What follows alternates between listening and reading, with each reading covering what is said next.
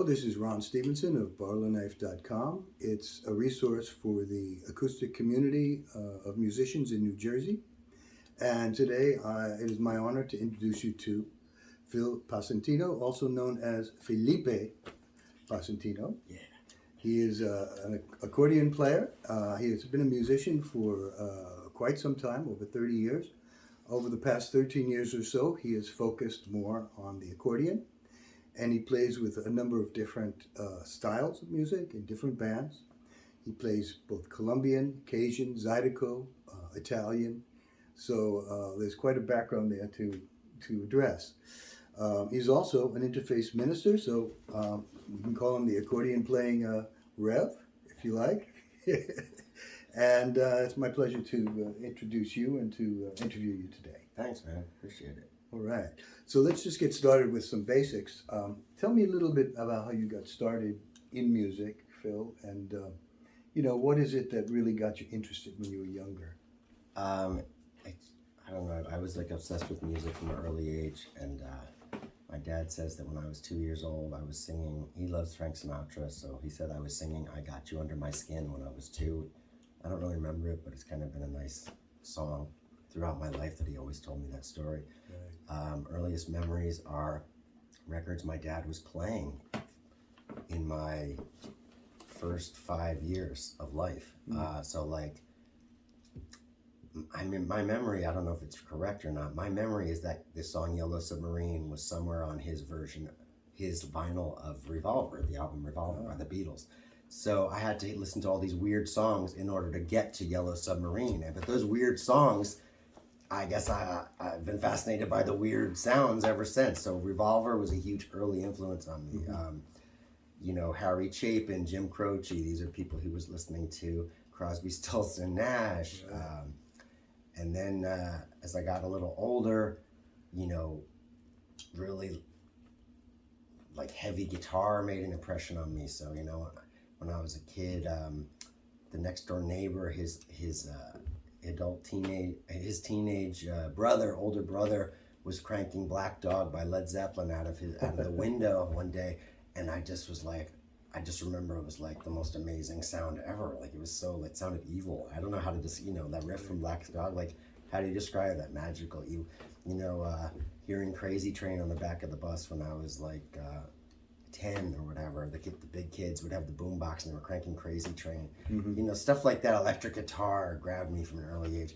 But I didn't start playing really guitar or anything until when I was 14 and an upperclassman at my high school.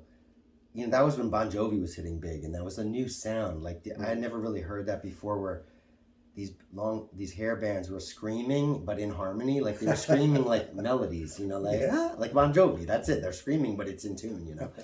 And then he's like, oh, you like that, you should hear this, and he made me mixtape of Van Halen, the first 2 albums.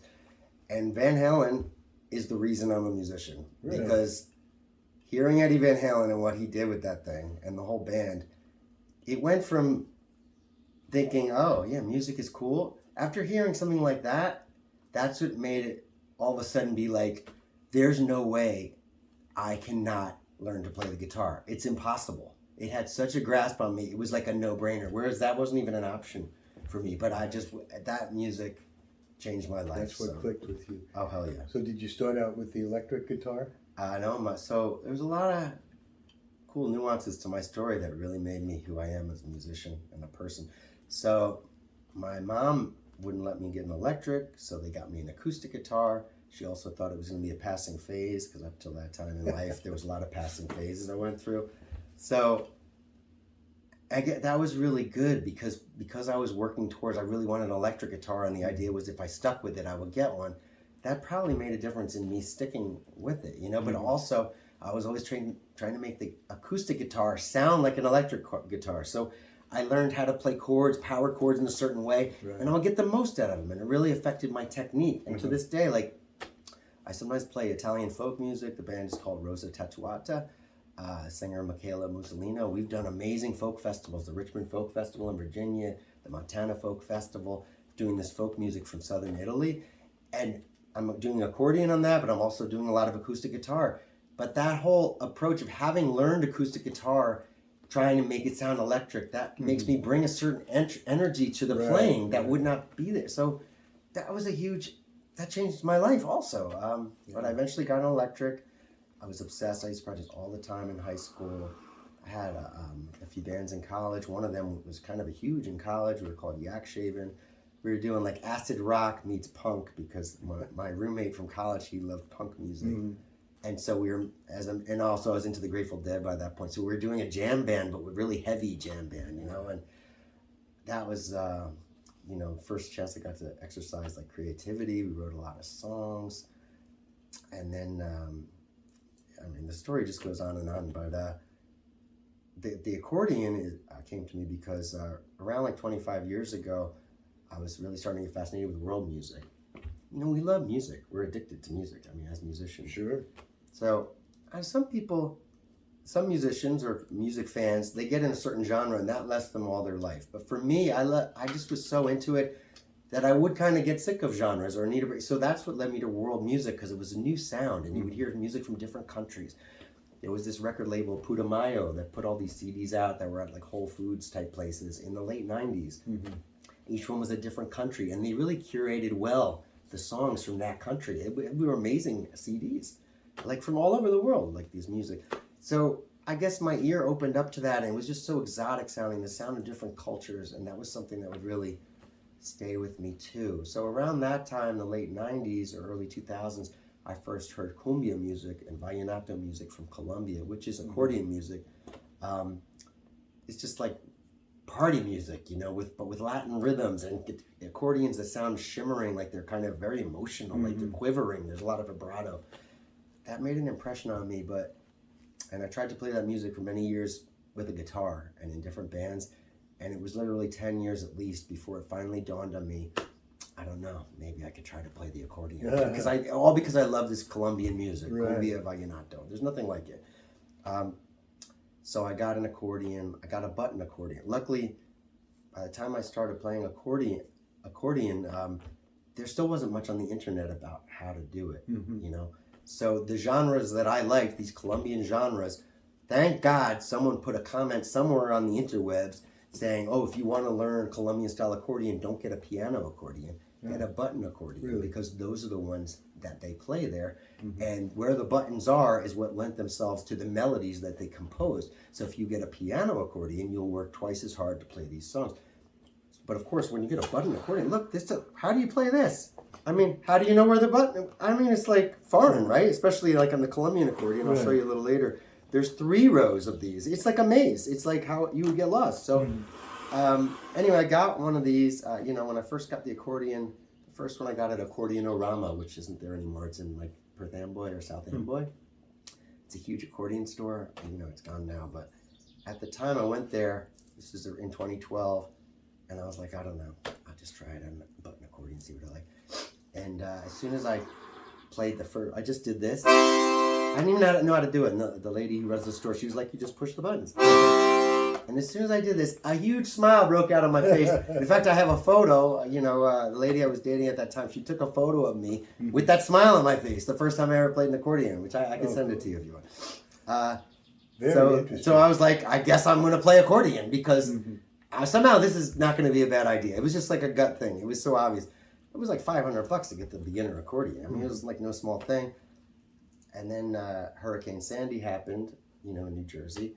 So we lost power, lost heat and everything. And during that whole week or whatever, that with no power, I mean, there was nothing else to do. And that was the beginnings of me just playing accordion a lot, trying to teach myself off of old Colombian records, and went from there. And have you been playing more than one type of accordion during that time? Or have you focused mostly on this instrument? Or? So the Colombian one, the starter one that I got, I practiced in, you know, the second half of 2012. And then I was like, well, where else in the world do they play these weird button accordions that don't have pianos? Oh, look, Louisiana, they play button accordions. And so we went to Louisiana for the first time. That was January 2013. That was another changing my life moment. I mean, if you've ever been there, it's a mind-blowing place. So within a few days, I had seen incredible Cajun musicians playing this one, which is the Cajun accordion, handmade in Louisiana.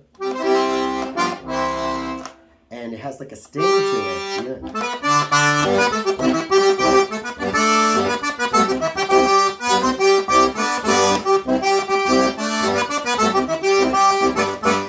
Very rhythmic. There's no, very rhythmic, and there's no sound like that. It's a stinging, sharp, screaming sound. It was so visceral to me. So within a few days, I was scouring with my phone on Louisiana Craigslist, looking for used accordions. And by Monday or Tuesday that next week, I found this one. This guy was selling it, and it was like sunset on the Bayou Lafourche, which is in southwest Louisiana.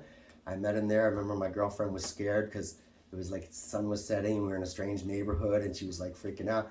And I just met this guy on his back porch, this Cajun guy with a Cajun accent. And he's playing it for me. I'm like, wow, that sounds amazing. Awesome. And I think he wanted like $1,200 for it or something. And I somehow talked him down to $800, which they go for like $3,000 used, but I mean new. Or at that time, $2,000 new. And so again, I didn't want to make that much of a commitment. I just wanted a used one. And I found an ATM, and I got $800 out and gave him cash. Nice. And again, that was like one of these do or die moments. Like, because I was only there a few days, and if I didn't buy this then, I wouldn't have another chance to get one until I went another time to Louisiana. So I got it. I didn't know how to play it. It's way different style than the Colombian. I just got it, and started tinkering around. Yeah. What would you say is the main difference between the Zydeco and the Colombian? Zydeco, Cajun, Colombian, or would Zydeco and Cajun be pretty much similar? The thing with the Zydeco and the Cajun is that they're both French-speaking peoples from Louisiana. The Creole has African-American ancestry, along with lots of other ancestries mixed together. And the Cajun, they are Acadians, French people who are originally in Nova Scotia and Acadia National Park, Maine. They came over from France in the 1780s, 1790s. There was the French and Indian War, and the British accused the Cajuns, the Acadians, of taking the side of France, which makes sense because they were French-speaking. So they got kicked out of that area, and they found their way to Louisiana, which is a French-speaking colony.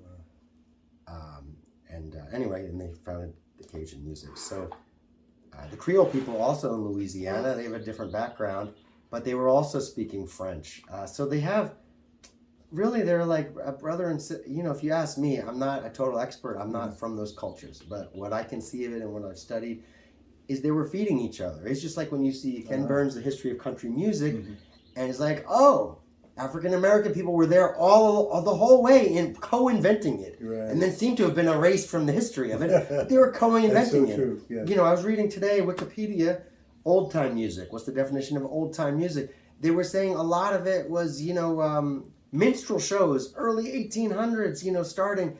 It was a banjo, which was an African instrument that was reinvented by African-Americans in Louisiana, really, in America. I think it was in the Caribbean islands where they invented the banjo after the African instrument. Wow. But if it were not for the banjo, we wouldn't have country music. So right. So it's the same thing with this French music. So when the accordion got there, which I saw a photo in a book of an accordion in Louisiana in the late 1800s, and they were button accordions. Traditional cultures all around the world play button accordions because they were cheap. You could get 2 notes for the price. This is diatonic, so it's like a harmonica. Like if I push in, it's like if you're blowing a harmonica and it's a C harmonica, you're going to get a C chord. If you breathe in, you're going to get a G chord, the 5 chord. So it's the same thing. This is a harmonica, except I'm squeezing instead of blowing. That's all it is. So you get 2 notes for the price of 1. Each button gives you 2 notes. So. And the piano accordion was more expensive, and it was invented later. And anyway, so these traditional communities in Louisiana, just like in Colombia, they were playing button accordions.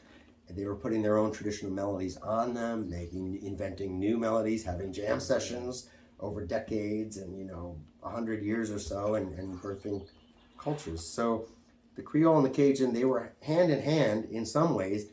In other ways, they created their own separate flavors. So the best way is just like to listen to KBON, which you can get the free app on your phone, which I listen to it all the time.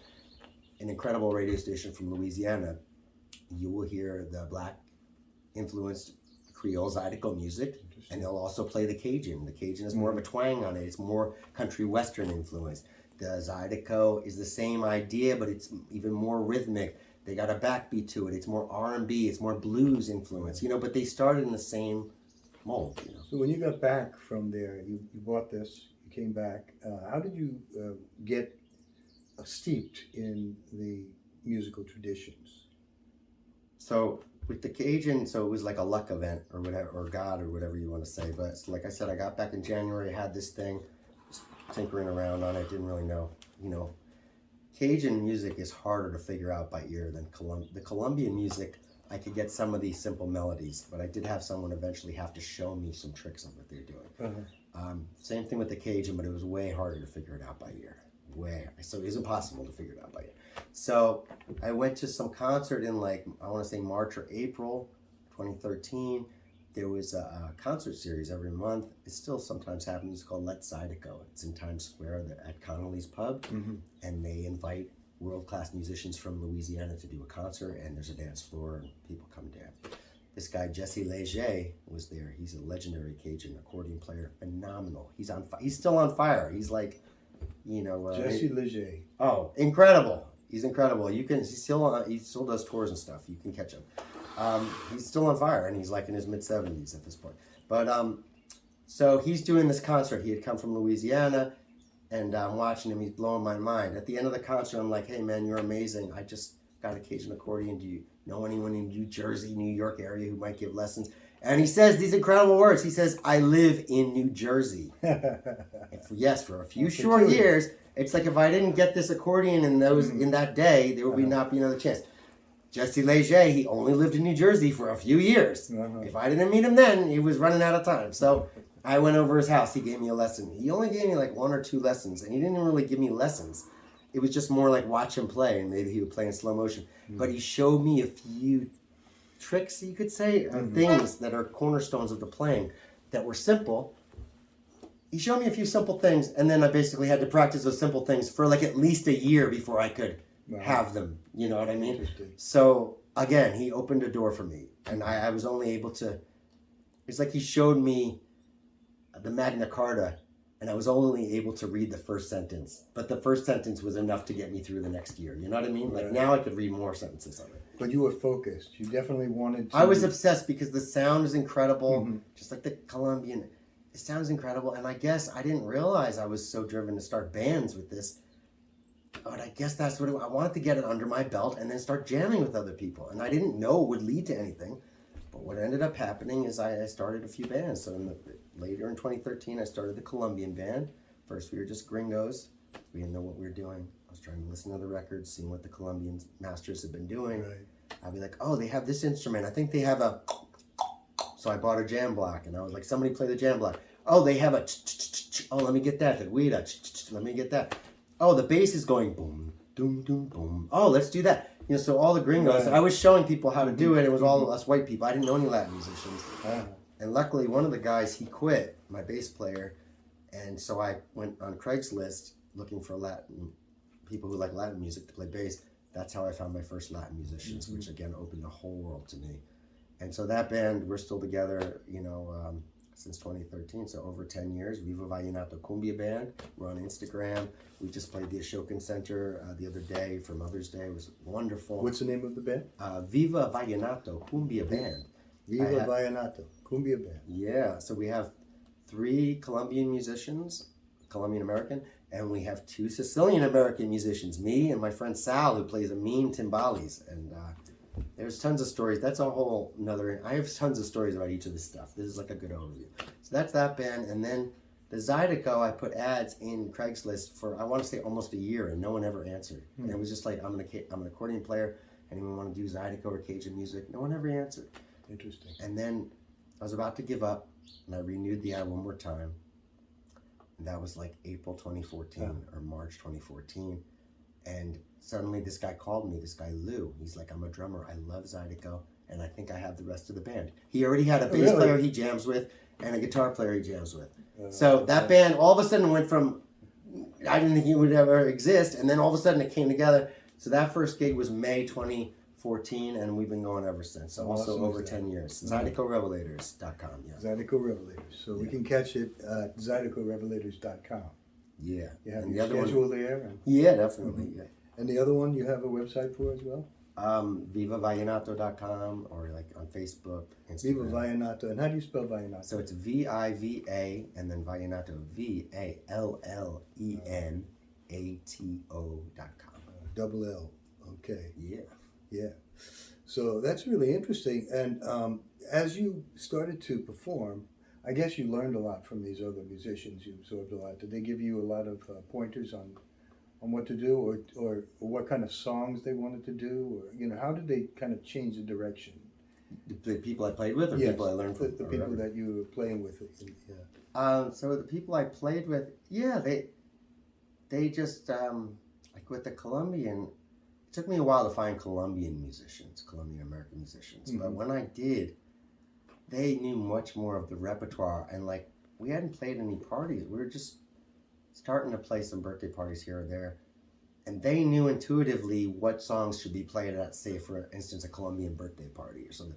So they told me to. It went from me like picking up songs on their old records that I fell in love with and figuring them out and trying to show them a band.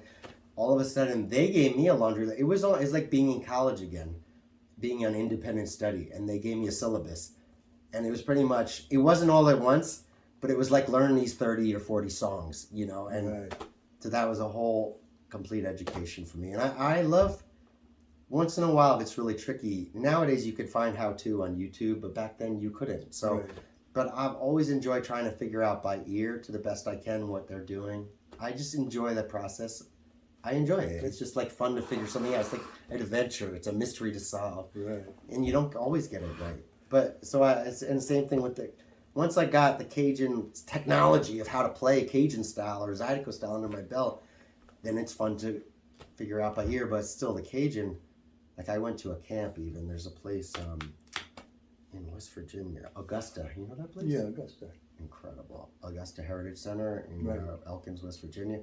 So I went to their Cajun and classic country music camp a bunch of years ago, and I had the guy from Beau Soleil, the accordion player. He gave me the class along with a bunch of people. He was very patient, and I learned a bunch of songs from him. So with the Cajun, you just, unless you really have a lot of it under your belt, you just can't learn it by ear, So there's some also Cajun players at the Appalachian Folk Festival in West Virginia. There's a tent of people who play that, although it's mostly old time, cliff top. But I think I've heard of that one. Yeah, they're a lot of fun too. I got to go to more festivals, man. Yeah. We're playing a festival. I don't know. This video might be online forever, but in 2025, the Zydeco, we're playing what is called the Podunk Bluegrass Festival. Podunk, I love it. Yeah, that's in, I want to say Goshen, Connecticut, and it's like the first weekend of August 2025. That Friday night, I think we're playing, and that's going to be a blast. Cool. So. Yeah. Very interesting. What about vocals when you play? Does anybody take on the vocals? Yeah, I sing. For the Zydeco and Cajun, I'm the lead singer, and my bass player Keith Buchan, who's an incredible bass player, he sings a few songs. He wrote a few amazing songs. I wrote a bunch of songs. So we kind of swap vocals, and then sometimes we do harmonies, and Lou Selmy's on the drums. He has a great voice for doing harmonies, like higher harmonies and stuff, so he definitely backs us up. For the Colombian, I mostly have the Colombian guys doing it. Like by the grace of God, that I have these Colombian American guys in my band who they sing very well. They know what they're supposed to sing culturally. And our lead singer, he's 79 years old this year, Hugo Lascaro Sr., and his son is one of our plays hand drums, Hugo Lascaro Jr. They're phenomenal together. They harmonize a lot. Once in a while, also my bass player, his name is Jose Barnet. He's originally from Tolima, Colombia. Incredible voice. And then, so I'd sing backups with the Colombian, and then once in a while, we make a big deal. You guys want to hear the gringo sing? Hear the gringo sing? And then I do one or two songs, and I can pull it off, but it's fun, but people really get their minds blown. You sing in Spanish also? Yeah. Have you learned Spanish well? Yeah, pretty well. Yeah, I can get by, yeah. Great. fun, man. Okay. So how did you get into the Italian styles? And Oh, man. that's something that seems a little divergent from Yeah, the so others. so with the Italian, that was a labor of love. I mean, I'm half Italian. I was looking for my roots, you know, and I tried to go to places that my families were originally from. And starting in 2004, I think the first time I went to Italy, southern Italy, it was mind-blowing. And I just fell in love with that folk music. So many years before playing accordion was even an idea. Mm-hmm. But I just loved this folk music so much. And so I tried to do it on my own, and I would do it here and there, and perform it here and there and stuff. And then eventually I went to there's an amazing folk festival in New York City every year. It's called Golden Fest. Have you heard of that one? No. Incredible. It's Balkan music, Mm-hmm. so mostly Eastern European, which is another phenomenal genre. So I kind of made some limits with myself as I got more into music, like as far as learning styles and stuff. I'm not going to be learning Balkan style anything. I'd rather just preserve the mystery. Like, I'm good. I'm having enough genres. Like 3 genres is already like a lot, yeah. but I think that's my max to really get into each one. Like some people would say that's too much. I should just stick to one, but I just can't because all 3 of them are phenomenal to me. So I try to spread it around, you know. That's something. And how does the Italian differ in the style of playing rhythmically or melodically? Oh, it's so interesting. Well, a lot of what we do is tarantellas, which is like a rhythm, which is like... And the lead instrument, the rhythm instrument is the tambourine, and it's very rhythmic. It's like almost tribal sounding. It doesn't have to be that. There's a little bit of that to it, but the bands that I'm in, we accentuate the tribal because it's so hypnotic, it's so primal sounding, and it makes the music so raw sounding. And then, like, you know, Italian folk music is everything like...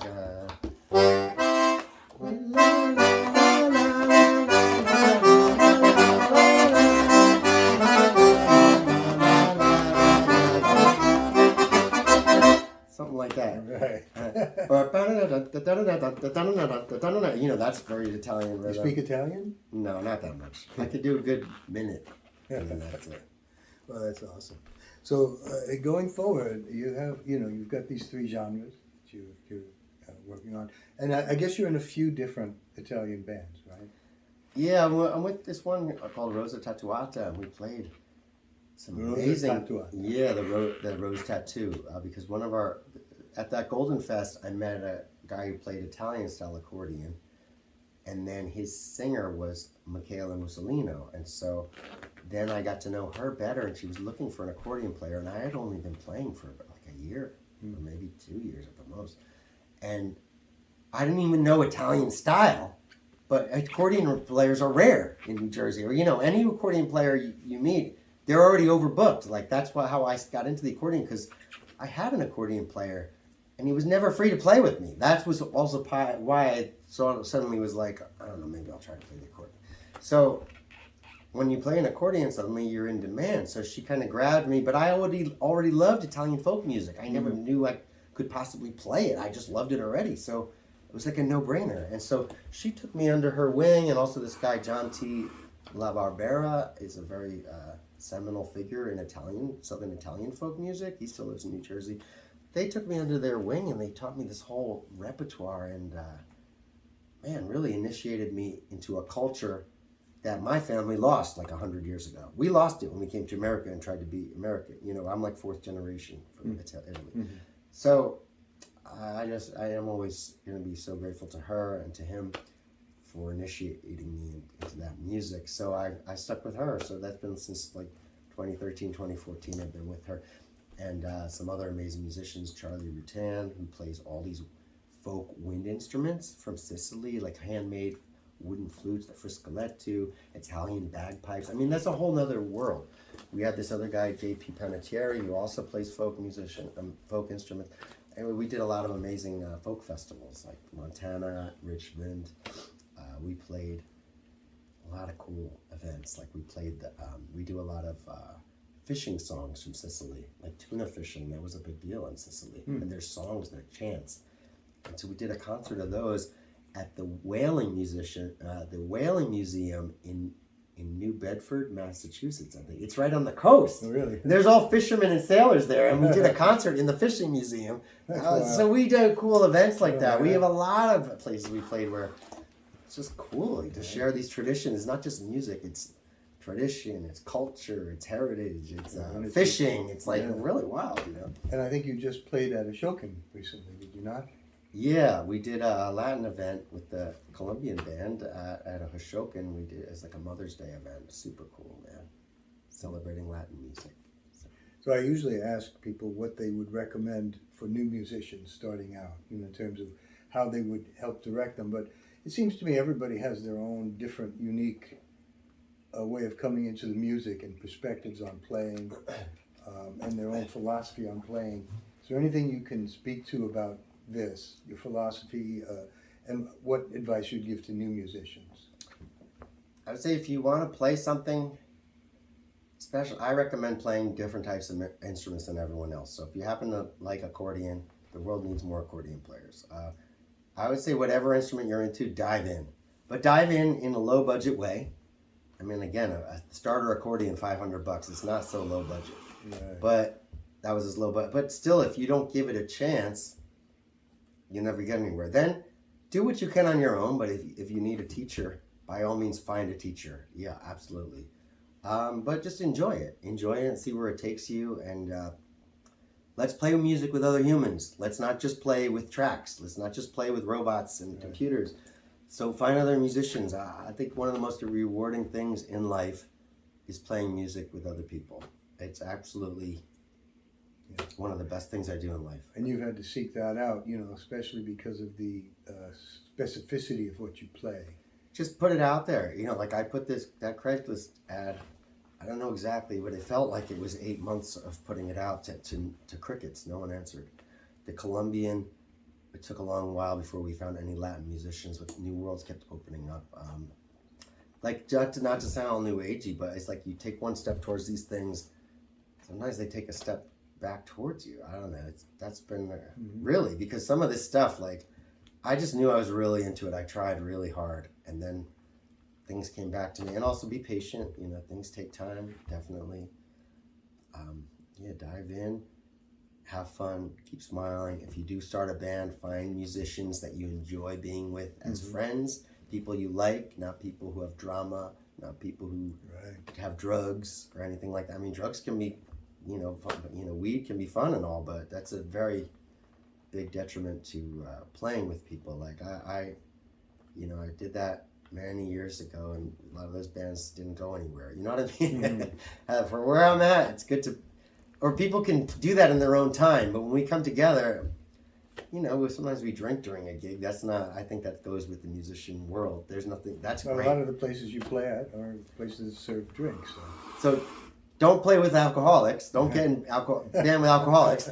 But have a band where you drink during the gig is perfectly fine, and it loosens up. That's great. There was some meme where, like this year, I saw it was something like jobs where drinking on the job is acceptable, and it was like musicians. It was just funny, right? Don't get carried away, but it is what it is. I don't know, but just have fun. Be with people who are peaceful. Also entertainment world, man. There's narcissists. Musicians. Sometimes they're attention getters. So try to be with people who aren't bad. Like if people have that side, at least you can deal with it, and then it doesn't get the best of you. Don't be with toxic people. Be with safe people. It says a lot. Right? I mean, this is a lifetime of experience. I'm just telling you, man. You meet some weird people in the music world. I mean, if you meet people, that's it, man. I mean, I've known some great musicians who have issues, man, substance issues and personality issues, and it only goes so far before you can't really hang with them no more. So, yeah, but... How did you get involved with the interfaith ministry? With that, I wanted to be a priest when I was a kid. Like, I wanted to be a priest, an astronaut, and I also liked girls a lot. So, those three... The three don't seem that... Yeah, I know, but I feel like that's well, they all came together. So, anyway, I wanted to be a priest. Then, when I was 13, I was just fascinated by philosophy and stuff. My dad had a friend, one of his best friends was a Zen Buddhist. And I remember he used to philosophize with me a lot. And then he got married, and my parents took me to his Zen wedding. And that just blew my mind. I didn't know what was going on. There was bald monks banging a gong and they were chanting. I was like, what is this? So at age 13, I was going to the library, just like looking up books like The Great Religions of the World. And it didn't make any sense to me, but I was open to it. So this is the beginning that I still wanted to be a priest. I felt that, but I was just interested in, what's this? What's this?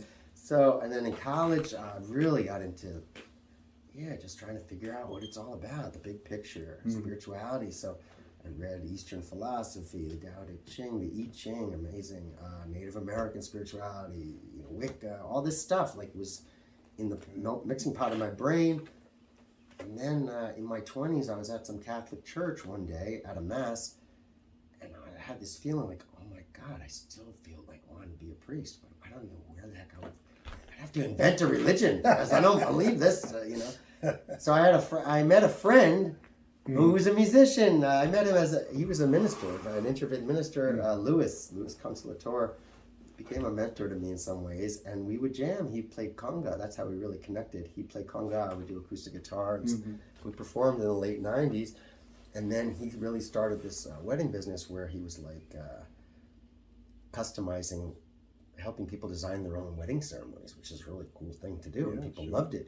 So all of a sudden, he said, Phil, I'm booked, completely booked all year, but if you wanted to do this, at least get ordained on the internet for starters, and then maybe get ordained somewhere else, but then I will train you. So I did that. I did the internet ordination. That was just starting to come out at that time. Then I did get ordained by a church in New York, like a shorter ceremony, but something really cool. And then I studied with Louis, and I went to like 8 weddings with him and really learned what he does. And then he started referring weddings to me, and he gave me a ton. And I just help people design their own ceremonies, bring a lot of joy, uplifting people, making people smile, crack some jokes, whatever. But just something that's like you don't play the accordion during the ceremony. Once in a while, they have me play the accordion. Sometimes I play the guitar, while she's coming down the aisle. But it's been beautiful. So I've done that since 2004, and excellent. Awesome. So going forward, do you have any future plans for projects or anything in particular as a goal that you want to work towards? I try to think of that, but it's not. The goal is just to keep doing more of what I'm doing. Because I just want to keep doing Colombian music gigs. I want to keep doing Zydeco gigs, and I want to keep doing Italian gigs. I also teach music to preschoolers. In the summer, I do tons of day camps at preschools all over the place. Like every day, I'm a rock star for like 2 and 3 year olds, and like you play to 100 of those kids and just blowing their mind. Like I'm the first one on earth to show them an accordion usually, or a guitar. And when you play the accordion, their minds, you watch the minds like explode in front of you, the looks on their face, they're so impressed. So I'm hoping to subconsciously influence the next generation that no one's going to know why it happened, but in 20 years, there's going to be a whole new crop of tons of accordion players in New Jersey, because they don't even remember why, but when they hear an accordion again later on, it will register with them like, I love this. They probably won't remember that I had a concert of it when they were 2, but exposing young people to the folk tradition is really something that turns me on as well. Definitely. It's great when And you go to the stuff. different festivals and so forth, and you see these young people playing really well. Yeah. Really. So excellent. And so where can we catch you? I know you have some presence online with each of the bands. We'll try to get that on the site so that people will know how to get there. Okay. And I guess you do a lot of gigs throughout New Jersey? I'll go anywhere really, but I also do a lot of nursing home and senior shows. I do that all the time. And if people want to reach you, how can they get in touch with you? I guess my email is spruceweddings@yahoo.com. Spruce like a tree, weddings like getting married with an S on the end at yahoo.com. You can go to philsings.com, BHILSINGS.com, or the websites of the bands. Excellent. Well, thank you very much. It's been an man. honor and a privilege. Oh, I love it, man. Music. What's better than... That's what Eddie Van Halen said. Music, man. What's better than music? That's all there is, man. Music. All right. Thank you very much.